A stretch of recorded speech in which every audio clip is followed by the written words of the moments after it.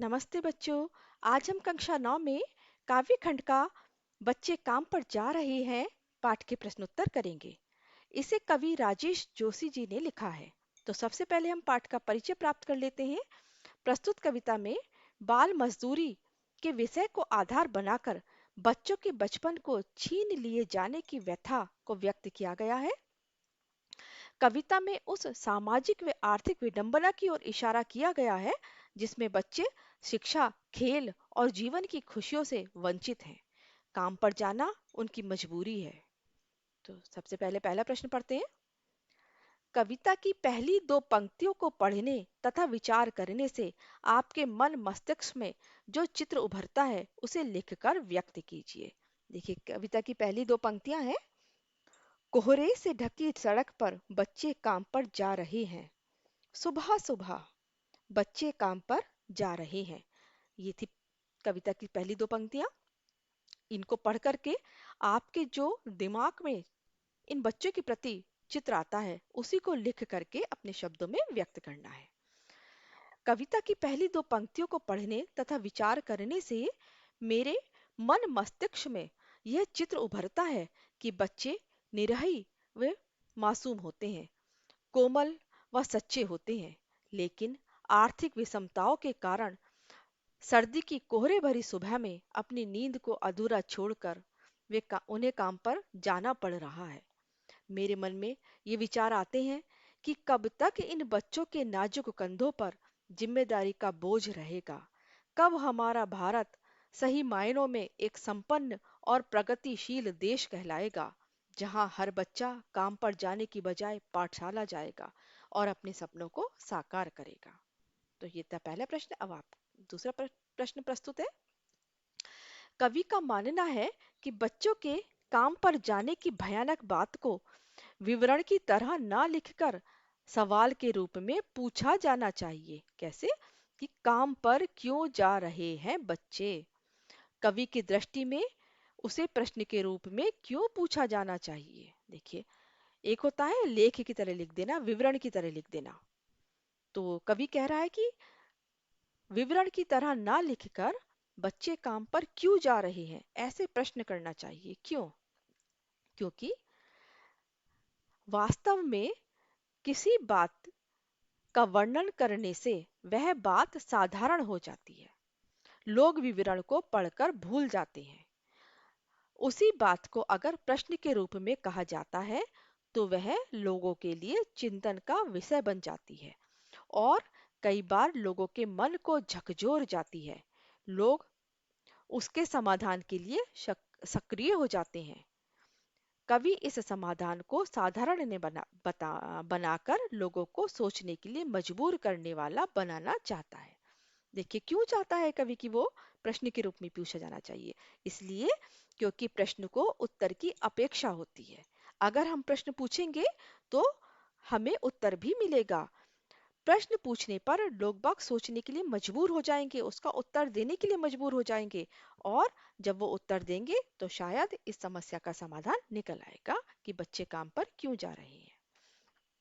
अगला प्रश्न है, सुविधा और मनोरंजन के उपकरणों से बच्चे वंचित क्यों हैं। सुविधा, पढ़ने की, खेलने की, खाने की सुविधा, मनोरंजन के साधन, ये सारे चीजें बच्चों को क्यों नहीं मिल पा रही है जो बच्चे काम पर जाते हैं, यही पूछा गया है। उत्तर है इसका, सुविधा और मनोरंजन के उपकरणों से बच्चे बच्चों के वंचित रहने के मुख्य कारण सामाजिक व्यवस्था और आर्थिक मजबूरी है।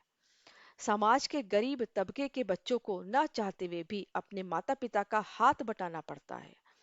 जहां जीविका चलाने के लिए इतनी मेहनत करनी पड़े, वहां सुख सुविधा की कल्पना करना असंभव सा लगता है। जीविका चलाने के लिए यानी रोटी पानी जुटाने के लिए। और भी कारण है कि परिवार के मुखिया के शराबी, जुआरी, अपंग आदि होने पर भी परिवार आर्थिक समस्याओं से जूझता है। इसलिए भी बच्चों को काम पर जाने के लिए बाध्य होना पड़ता है। देखिए बेटा, ये जो बच्चे काम करने के लिए जाते हैं, इनका मन भी करता है कि हम पढ़ने के लिए जाएं, हम भी खेलें, खुशियां मनाएं, मस्ती करें, पढ़े लिखें, लेकिन इन्हें काम करने जाना पड़ता है। क्यों? क्योंकि हो सकता है इनके परिवार में कुछ इस तरह की परेशानी हो, या फिर इनके पिता जुआरी हो, शराबी हो, या फिर अपंग हो, या माता पिता ना हो, तो मजबूरी में इन्हें काम करने जाना पड़ता है। कोई बच्चा नहीं चाहता कि वो काम पर जाए, कमा कर लाए। हर कोई यही चाहता है कि हम भी पढ़े लिखें, हम भी साफ सुथरे रहें, हम भी अच्छे से खाएं, खेलें, मस्ती करें। तो ये इनकी आर्थिक विषमता हो सकती है। अगला प्रश्न है, दिन प्रतिदिन के जीवन में हर कोई बच्चों को काम पर जाते हुए देख रहा है, फिर भी किसी को कुछ अटपटा नहीं लगता। इस उदासीनता के क्या कारण हो सकते हैं? देखिए, हम भी देखते हैं कि हमें जगह जगह हर इलाके में बच्चे काम करते हुए दिखाई देते हैं, लेकिन फिर भी कोई इनके लिए कुछ कदम नहीं उठाता है। तो इस उदासीनता के क्या कारण हो सकते हैं? देखिए, इस उदासीनता के कई कारण हो सकते हैं, जैसे आज का मनुष्य हृदय की भावनाओं संवेदनाओं के समाप्त होने से कठोर हृदय हो गया है। संवेदनाएं संवेदनाएं नहीं रही हैं लोगों के मन में। दूसरी बात है, अधिकतर लोग सोचते हैं कि यह उनका नहीं, सरकार का काम है। कि गरीबी मिटाना तो सरकार का काम है, बाल मजदूरी मिटाना सरकार का काम है, तो हम इसको क्यों देखें? तो इसलिए भी लोग बाग उनकी तरफ ध्यान नहीं देते। तीसरी बात है, मनुष्य आत्म केंद्रित होता जा रहा है। वह केवल अपने और अपने परिवार के बारे में ही सोचता है। उसे कोई मतलब नहीं है कि कौन बच्चा क्या कर रहा है।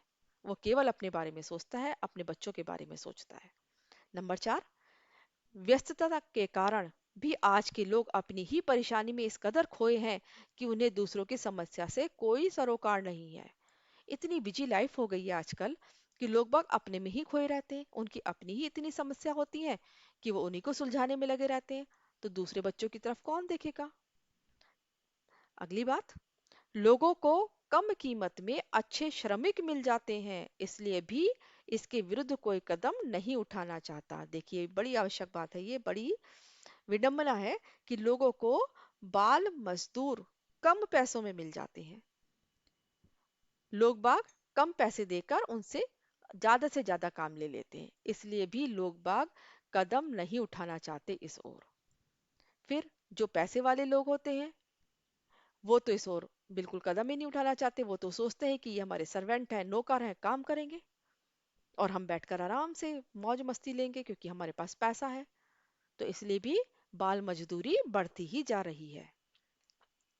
अगला प्रश्न है, आपने अपने शहर में बच्चों को कब कब और कहां कहां काम करते हुए देखा है? सभी ने देखा होगा, वही पूछा गया है। हमने अपने शहर में बच्चों को होटलों व ढाबों में, चाय की दुकानों में, ठेलों पर, छोटे छोटे निजी कार्यालयों में, घरेलू नौकर के रूप में कूड़ा करकट उठाते हुए और गाड़ियों को साफ करते हुए देखा है। बच्चे ऐसी ऐसी जगहों पर बहुत मिल जाते हैं ये सब काम करते हुए। अगला प्रश्न है, बच्चों का काम पर जाना धरती के एक बड़े हादसे के समान क्यों है? देखिए, किसी भी देश के बच्चे, जब छोटे छोटे बच्चे काम पर जाएंगे तो वो उस देश के लिए खतरनाक है। क्यों? बच्चे किसी भी देश के व समाज के भविष्य का आईना होते हैं। भविष्य होते हैं वो देश का। क्यों? क्योंकि वह देश की प्रगति का एक अहम हिस्सा होते हैं।